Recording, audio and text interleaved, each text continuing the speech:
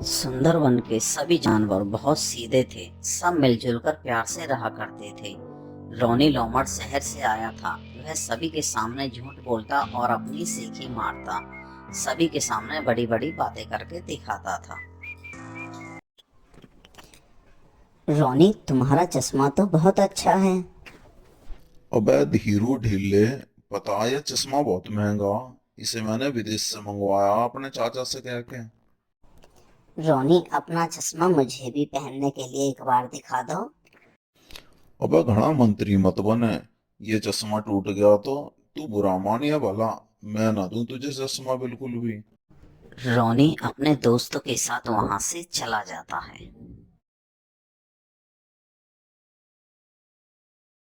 अगले दिन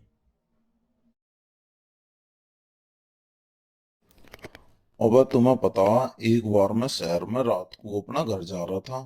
रास्ते में मुझे दो भूत मिल गए। मैंने दोनों में इतनी मार लगाई कि भाई रो रो के मेरे पैर पकड़ने लगे, मुझे से छोड़ने की विनती करने लगे, तब जाके मैंने उन्हें छोड़ा। रोनी, तुम तो सचमुच बहुत शक्तिशाली। तुमको भूतों से डर नहीं लगता क्या? डर? डर कैसा?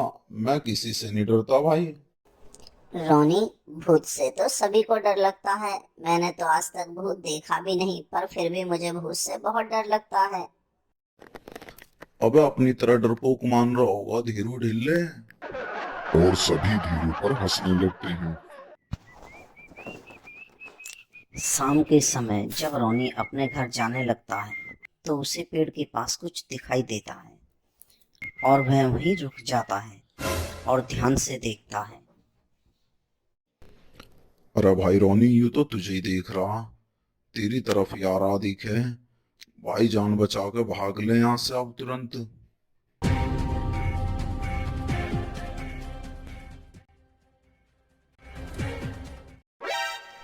रोनी, क्या हुआ? तुम हाफ भी रहे हो और बुरी तरह से कांप भी रहे हो। कहाँ से आ भाग के आ रही हो इतनी रात में? अरे पप्पू, अरे पप्पू भाई तुझे क्या बताऊं। अभी तालाब वाले रास्ते पे मुझे भूत मिला भाई, उसकी और मेरी लड़ाई हो गई घनी कैडी। अच्छा रोनी, फिर क्या हुआ?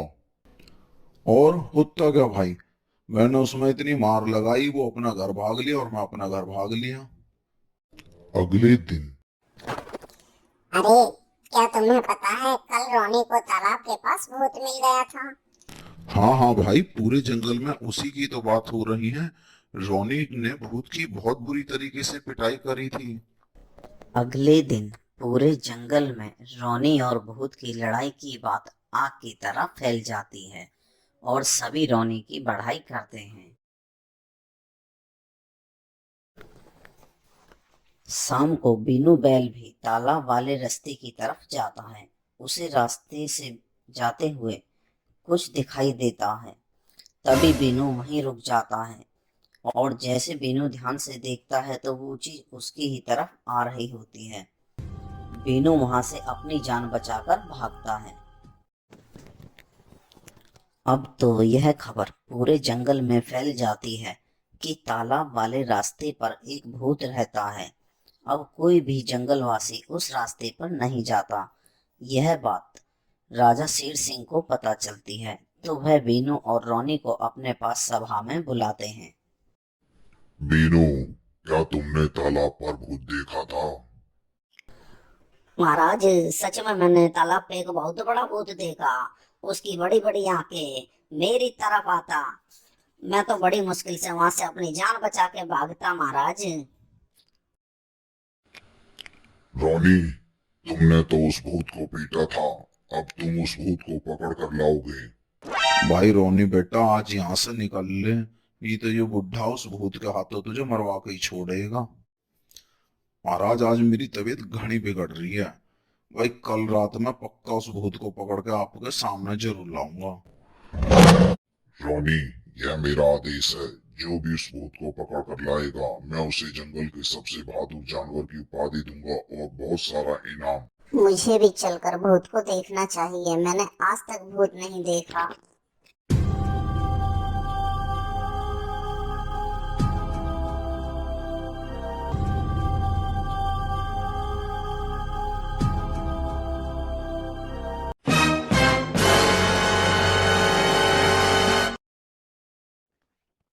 धीरू अगले दिन राजा शेर सिंह के पास आता है। महाराज, मैंने जंगल के भूत को पकड़ लिया है और मैं सभा में भूत को लेकर आऊंगा। भूत को मैंने एक जादुई बक्से में बंद कर रखा है। जंगल के भूत को देखने के लिए सभी जंगलवासी इकट्ठा हो जाते हैं। जब रोनी को यह बात पता चलती है तो वह भी सभा में पहुंच जाता है।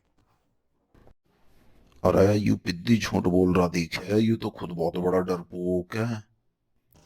अगर ये झूठ बोलता तो महाराज शेर सिंह सच में इसका भूत बना देगा। थोड़ी देर बाद धीरू एक बड़े से डब्बे को सभा में लाता है। यह क्या है धीरू? महाराज, जंगल का भूत इसी में है और इस भूत को रोनी और बीनू ही डब्बे से बाहर निकाल सकते हैं, क्योंकि रोनी ही जंगल के भूत को पीट के दोबारा बंद कर सकता है। रोनी और बीनू, तुम दोनों इस डब्बे को खोलो। और जैसे ही डब्बा खुलता है तो सभी की सांसें रुक जाती हैं। अबे ये क्या, ये तो एक कच्चा भुंडी सी शकल का मजाक कर रहा हमसे तो। अरे रोनी, यही तो वो जंगल का भूत है जिसे तुमने पीटा था। अरे यह तो मेरे पापा का कच्चा है, इसी को तो मैं उस रात ढूंढ रहा था जो हवा में उड़कर कहीं चला गया था। और सभी जानवर जोर से हंसने लगते हैं। महाराज, यह कच्छा आंधी के कारण उड़ता हुआ तालाब के पास झाड़ी में फंस गया। जब रोनी और बीनू तालाब वाले रास्ते से जा रहे थे तो यह कच्छा हवा की वजह से हिल रहा था, जिससे रोनी और बीनू इसे भूत समझ बैठे और उन्होंने सारे जंगल में भूत की अफवाह उड़ा दी।